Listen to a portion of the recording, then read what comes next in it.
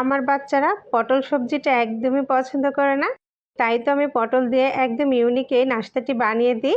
আর তারা কিন্তু অনেক বেশি মজা করে এটা খেয়ে নেয়। আসসালামু আলাইকুম, সবাইকে স্বাগতম আমার নতুন আরও একটি রেসিপি দেখার জন্য।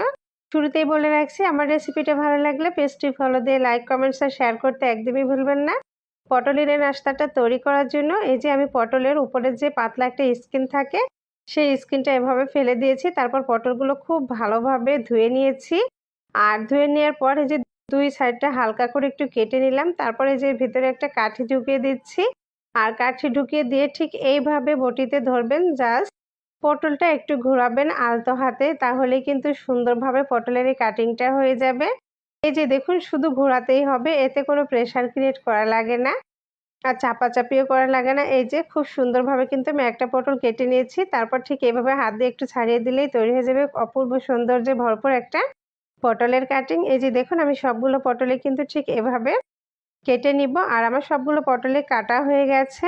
আর এখন আমি এগুলো ফ্রাই করব। তবে তার আগে আমি একটা শুকনো উপকরণ তৈরি করে নিব। তার জন্য আমি এখানে নিয়ে নিলাম ময়দা, কর্নফ্লাওয়ার নিয়েছি। আর কর্নফ্লাওয়ার না থাকলে আপনারা এখানে চালের গুঁড়াটাও ব্যবহার করতে পারেন।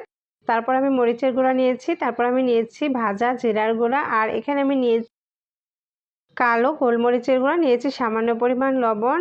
আর সমস্ত উপকরণগুলো আমি একটু এভাবে মিশিয়ে নিচ্ছি। আর এভাবে মিশিয়ে নিলে কিন্তু খুব ভালো হয়। তারপরে এই যে পটলগুলো আমি একটা পাত্রে রেখেছি।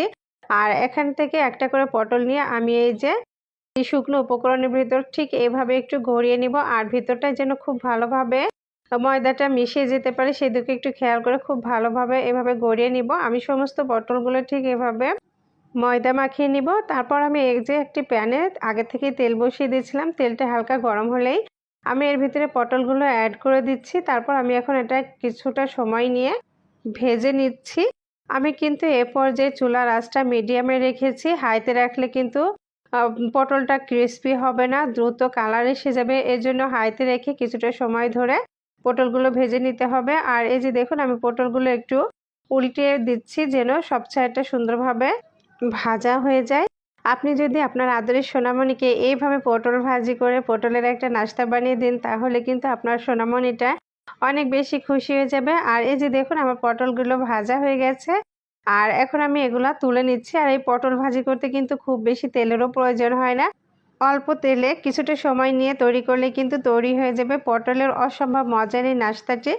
আর এটা কিন্তু গরম গরম পরিবেশন করলে বেশি টেস্টি হয়। তৈরি হয়ে গেল আমার আজকের পটলের টর্নেডো অথবা পটলের খুবই মজার একটা নাস্তার রেসিপি। আপনি আপনার বাচ্চাকে বা নিজেরাও এইভাবে বানিয়ে খেতে পারেন, সবাই অনেক বেশি পছন্দ করবে। আমার রেসিপিটা ভালো লাগলে পেজটি ফলো দিয়ে লাইক, কমেন্ট, শেয়ার করবেন। সবাই ভালো থাকবেন, সুস্থ থাকবেন। আল্লাহ হাফেজ।